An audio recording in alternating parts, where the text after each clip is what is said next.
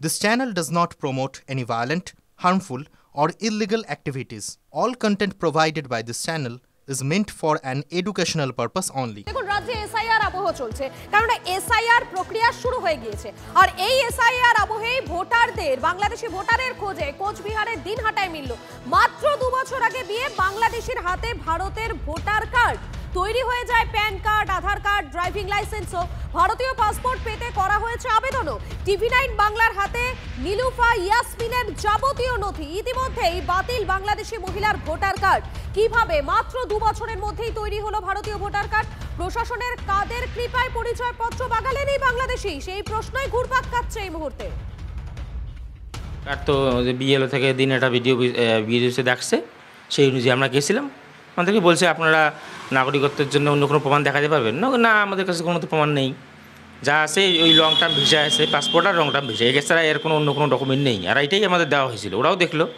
হ্যাঁ এটা আমাদের মিস্টেক হয়ে গেছিলো উনি ভিডিও স্বীকার করলো যে না ওরা কাজ করে ইলেকশন কমিশনে এখানে তারপরে বললো কি ঠিক আছে আপনার একটা লিখিত দিয়ে দেন যে এখানে আমার ডকুমেন্ট প্রডিউস করতে না পারায় ভোটার কার্ডটা বাতিল বলে গণ্য হলো বলতেন ঠিক আছে ওরাই মানে বলতে যে 6 বছর পরে নাগরিকত্বের জন্য আবেদন করবেন হোম অ্যাফেয়ার্সের মিনিস্ট্রি অফ হোম অ্যাফেয়ার্সে তারপরে ওখানে আবেদন করলে আবার আপনারা পাবেন ভোটার কার্ড আর কি কোথায় বাড়ি ছিল বাংলাদেশের সিলেট প্রপার সিটিতে আমার ওর মা গেছিলো আমি গেছিলাম আমরা 3 জনেই গেছিলাম ছেলে ওর মা আমি বিয়ে করছিলাম ওখানে সরকারিভাবে বিয়েও হয়েছিল এখানে আমার বড় ছেলে ওই সূত্র পাইছে ভোটার কার্ড বানার একটা ইস্যু আছে সাবমিট করছে এবং কিছু লুকিয়ে নেই সব কিছু বলছে বাংলাদেশি নাগরিক এখানে ভেসে আসছে ওইভাবে অ্যাপ্লাইও করছে ওরা সাবমিট করে দিয়েছে পরে ওটাকে কিছুদিন পরে 1 বছর না 6 মাসের মধ্যে আমাদের ডাকছে বিডিও অফিস থেকে ইডিও অফিস থেকে ডাকছে ইডিও অফিস চেম্বারে আমরা সবাই গিয়ে ওটা বাতিল করি সই করে আসছি এই পর্যন্ত কার তো বিএলও থেকে দিন একটা ভিডিওতে দেখছে সেই অনুযায়ী আমরা গেছিলাম আমাদেরকে বলছে আপনারা নাগরিকত্বের জন্য অন্য কোনো প্রমাণ দেখাতে পারবেন না আমাদের কাছে কোনো তো প্রমাণ নেই যা আছে ওই লং টার্ম ভিসা আছে পাসপোর্ট আর লং এই মুহূর্তে বিজেপি নেতা জগন্নাথ চ্যাটার্জি রয়েছেন আমাদের সঙ্গে আপনাকে স্বাগত টিভি9 বাংলায় দেখুন আমরা একাধিক জায়গায় বাংলাদেশিদের হদিশ মিলছে সেই খবর দেখাচ্ছে কিন্তু মাত্র 2 বছর আগে বিয়ে তারপরে তিনি ভারতে এলেন আর এই বাংলাদেশির হাতে খুব সহজে ভারতের ভোটার কার্ড আধার কার্ড প্যান কার্ড ড্রাইভিং লাইসেন্সও চলে এলো আপনারা বারাসাতে সেই তৃণমূল নেত্রী প্যাকেজ ঘোষণার কথা ভুলে গেলেন যে বাংলাদেশ থেকে নিয়ে এসে কিভাবে তাদের সিস্টেমে 10,000 20,000 30,000 নিয়ে তারা হচ্ছে এই নকল কার্ড বানিয়ে দেন তো এই তো চলছে পশ্চিমবঙ্গে সেই কারণেই তো এসআইআর করার ফলে মিছিল করতে হচ্ছে শাসক দলকে ভোটার তালিকা শুদ্ধিকরণে যখনই বাংলাদেশিদের বাছাই করার কাজ শুরু হচ্ছে তখনই উৎকণ্ঠায় রয়ে গেছে তৃণমূল কংগ্রেস তাহলে এসআইআর যে পশ্চিমবঙ্গে প্রয়োজন এবং একই সঙ্গে ভারতবর্ষ ধর্মশালা নয় এখানে বাংলাদেশি অনুপ্রবেশকারীদের যে এখান থেকে ভোটার তালিকা থেকে বাদ দিতে হবে তাদের ডিলিট করতে হবে ডিপোর্ট করতে হবে আর খবর আপনারা দেখাচ্ছেন তার জন্য আপনাদের ধন্যবাদ ধন্যবাদ আপনাকে আমাদের সঙ্গে ছিলেন বিজেপি নেতা জগন্নাথ চট্টোপাধ্যায় আমার কাছে রয়েছে এমন একটা কাগজ যে কাগজটি জানান দিচ্ছে যে এই নীলুফা ইয়াসমিনের ভোটার কার্ডটি বাতিল করার একটা নোটিশ দেওয়া হয়েছে বিডিওর পক্ষ থেকে কিন্তু প্রশ্ন হচ্ছে যিনি বাংলাদেশের নাগরিক যিনি বিবাহ সূত্রে পশ্চিমবঙ্গে দিনহাটায় এসছেন তিনি কি করে তার ভোটার কার্ড বানালেন এই কোচবিহারের দিনহাটায় বড় সড়ো প্রশ্ন শুধুমাত্র ভোটার কার্ড নয় তিনি প্যান কার্ড বানিয়েছেন আধার কার্ড বানিয়েছেন এবং ড্রাইভিং লাইসেন্স বানিয়েছেন একজন বাংলাদেশি নাগরিক হয়ে সে কিভাবে এই কাজগুলো করতে পারে অর্থাৎ কোন সরকারি গেরোর ফাঁক দিয়ে এই কাজগুলো সে করলো এটাই কিন্তু এই মুহূর্তে সবচাইতে বড় প্রশ্ন আরও অবাক করার মতো বিষয় যে ভারতীয় পাসপোর্টের জন্য আবেদন করেছে এই মহিলা ফলে সব মিলিয়ে এই রকম একটি মহিলার খবর আমরা পেয়েছি আরও এমন কত রয়েছে তা নিয়ে কিন্তু এই মুহূর্তে বড়সড় প্রশ্ন উঠেছে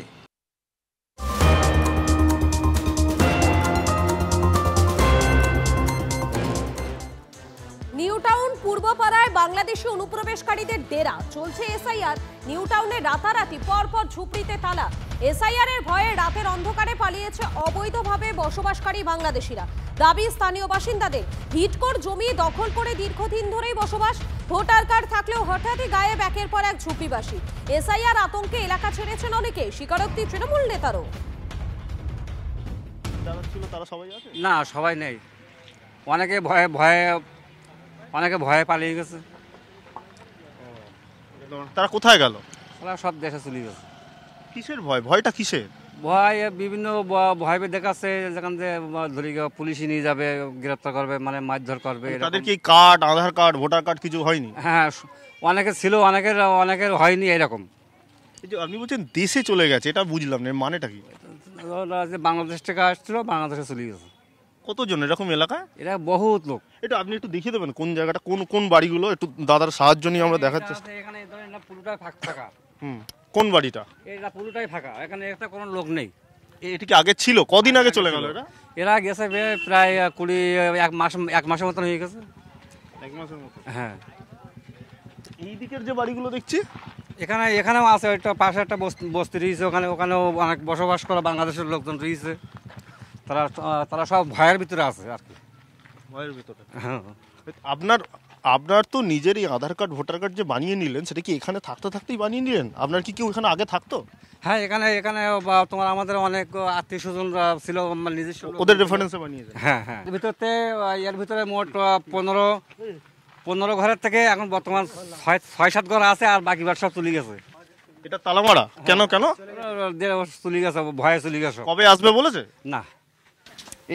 এরা এই যে ভোটটা গেল, গত ভোটে গেছিল ভোট দিতে? হ্যাঁ, ভোট দিতে গেছিল, এবারে চলে গেল কেন? চলে গেল ওই যে তোমার হলো যে 2002 সালের ডকুমেন্টস দেখাতে না পারলে, মানে ওদের ছিল না 2002 সালে? না। এইখানে কি ভোটার কার্ড খুব বানানো সহজ? এখানকার যারা স্থানীয় লোকজন যারা আছে, যারা নেতাকর্তা যারা আছে, ওই তাদের সাপোর্টে এই সমস্ত অনেক সময় করিবার। এই জায়গা মূলত একেবারে ফাঁকা। একজন স্থানীয় বাসিন্দা তিনি বলছেন তারা মূলত আতঙ্কে রয়েছেন, যে এই আতঙ্কে হওয়ার পরই কিন্তু তারা অনেকে দেখতে পাচ্ছেন না স্থানীয়দের।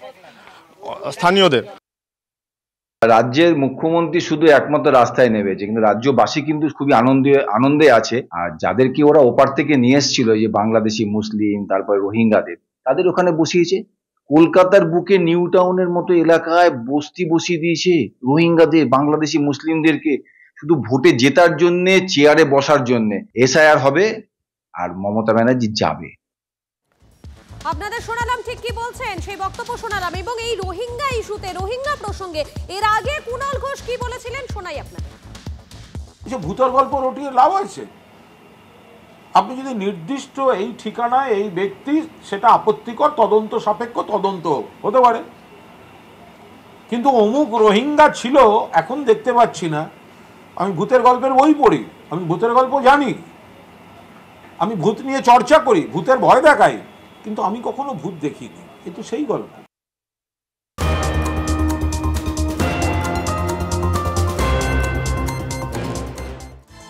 আর এই এসআইআর নিয়ে মমতা বন্দ্যোপাধ্যায় বড় চক্রান্ত করেছেন। নদিয়ার তাহেরপুরে সিএএ ক্যাম্পে এসে দাবি করলেন সুকান্ত মজুমদার। কেন্দ্রীয় প্রতিমন্ত্রী জানিয়েছেন, এসআইআর এর কাজে নির্বাচন কমিশন রাজ্য সরকারের কর্মীদের নিয়োগ করেন, বিডিওদের ইআরও করা হয়েছে, তারা তালিকা করছেন। ইআরওদের সঙ্গে যুক্ত হয়েছে তৃণমূলের আইপ্যাকের টিম। এদের টার্গেট দেওয়া হয়েছে প্রত্যেক বুথ থেকে 10 থেকে 15 জন করে হিন্দু ভোটারের নাম বাদ দেওয়া। সুকান্ত মজুমদার আরো বলেন, যাদের নাম এসআইআর এ নেই তারা যেন সিএএ এর আওতায় আবেদন করেন।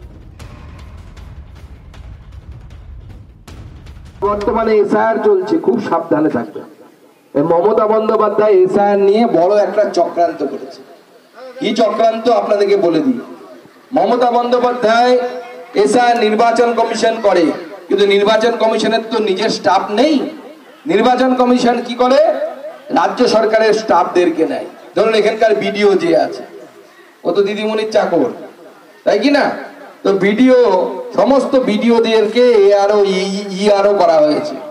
তারা আপনাদের ভোটার লিস্ট করছে। এর সাথে তৃণমূলের আইপ্যাকের টিম তারা যুক্ত হয়েছে।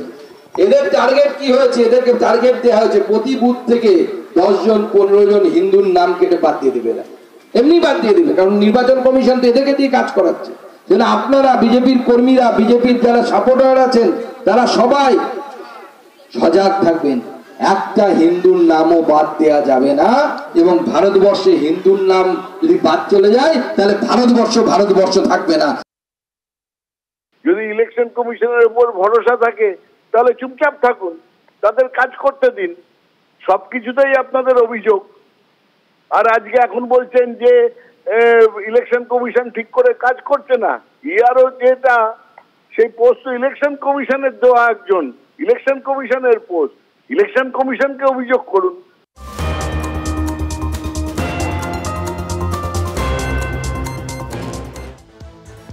একজন ভোটার, তার দুটো ভোটার কার্ড। চাঞ্চল্য বালুরঘাট পুরসভার 8 নম্বর ওয়ার্ডের মঙ্গলপুর এলাকায়। মঙ্গলপুরের বাসিন্দা আরতি চাকির নামে দুটি আলাদা ভোটার কার্ডের খোঁজ পেলেন বিএলও।